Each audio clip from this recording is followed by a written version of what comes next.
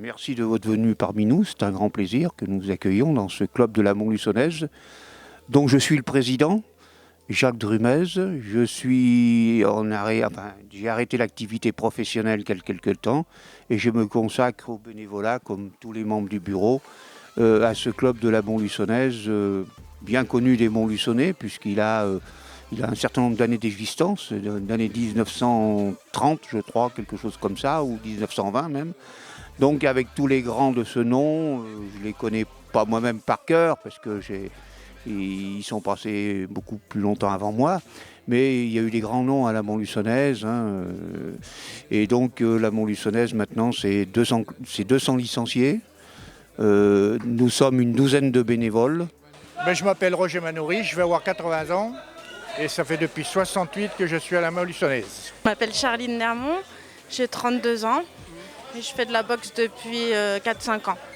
Moi je m'appelle Kelly Sofiane et je suis membre du club de la Montluçonnaise Boxe. Stories that you can maybe learn from. And of course you and I gon' smoke some. And prehistoric stories on the grind. And even when we dirty we gon' shine.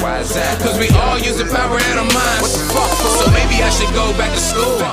Be less like me and be more like you. Cause this Burger King shit ain't cool. Nous avons une particularité, c'est que maintenant la Montluçonnaise est un club privé. Pourquoi un club privé? Parce que la Montluçonnaise, il y a quelque temps, et quand je suis arrivé dans ce club en 2009, où je secondais moi-même le président de l'époque qui était Francisco Fernandez, qui a fait beaucoup pour ce club, puisque si on est là, c'est en partie grâce à lui, puisque c'est lui qui a investi pour que le club puisse disposer de cette salle. Donc il y a eu suite à des discussions, puisque la Montluçonnaise s'entraînait dans les locaux de la halle de sport et dans des conditions relativement exiguës, et avec un autre club, et donc depuis quelque temps demandait une salle.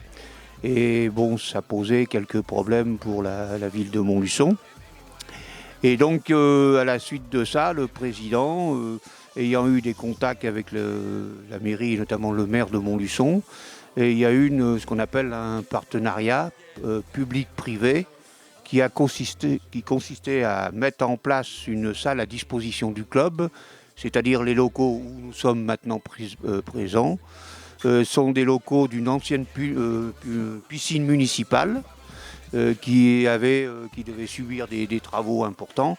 Et le partenariat qui consistait que Francisco Fernandez a racheté les locaux vétustes, a investi et a fait cette salle de boxe.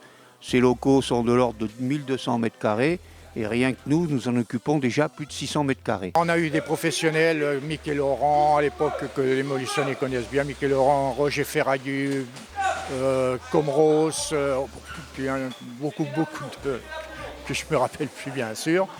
Et jusqu'à maintenant, ça a toujours été tourné, ça a toujours tourné comme ça, quoi. C'est un club ancestral en fait ici à Montluçon, il a toujours existé, ça doit faire 100 ans qu'il existe. Donc voilà, il y a une passion qui ressort de tout le monde. Il y a des anciens comme Roger qui sont là depuis des années. Et ça se sent en fait au niveau du savoir-faire. Voilà, il y a quelque chose qui se transmet en fait de génération en génération, qui est assez agréable. Stories that you can maybe learn from. And of course you and I gon' smoke some. And prehistoric stories on the grind. And even when we dirty we gon' shine. Cause we all use the power in our minds. So maybe I should go back to school. Be less like me and be more like you. Cause this Burger King shit ain't cool. Hell nah. Fair enough cause I got more shit to prove. On peut que se féliciter des bons résultats et du travail qui est fait, parce que nous avons des entraîneurs, et ça j'insiste là-dessus, qui sont très voués à ce qu'ils font, très motivés. Ils sont présents, la salle est ouverte 5 jours sur 7 maintenant, puisque le lundi, sauf le mardi, mais le mercredi, le jeudi, le vendredi, et voire les samedis et dimanches quand ils viennent encore s'entraîner. Donc puisque le lundi, nous avons donc 3 activités qui consistent, comme vous le savez, la boxe éducative, la boxe amateur, la boxe loisir, et nous avons aussi une partie boxe professionnelle, pas très importante, mais donc il y avait quand même au sein du club 2 boxeurs professionnels. Et on va le voir prochainement, puisque nous avons un gala le 8 avril avec la boxeuse montluçonnaise Isabelle Paré, qui remet en jeu son titre de championne de France. J'ai toujours fait des sports de combat, en fait je faisais du judo, j'en ai fait pendant 20 ans.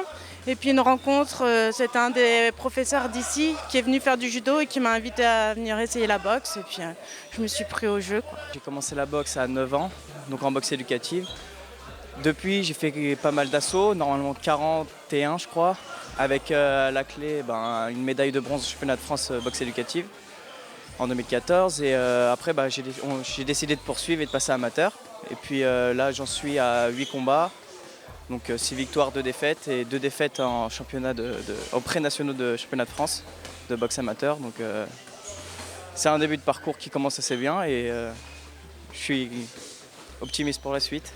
Ah ben, vous avez les loisirs, les jeunes, les petits, la boxe éducative, exactement, la boxe compétition et plus l'aérobox qui fait ça tous les jeudis, je crois.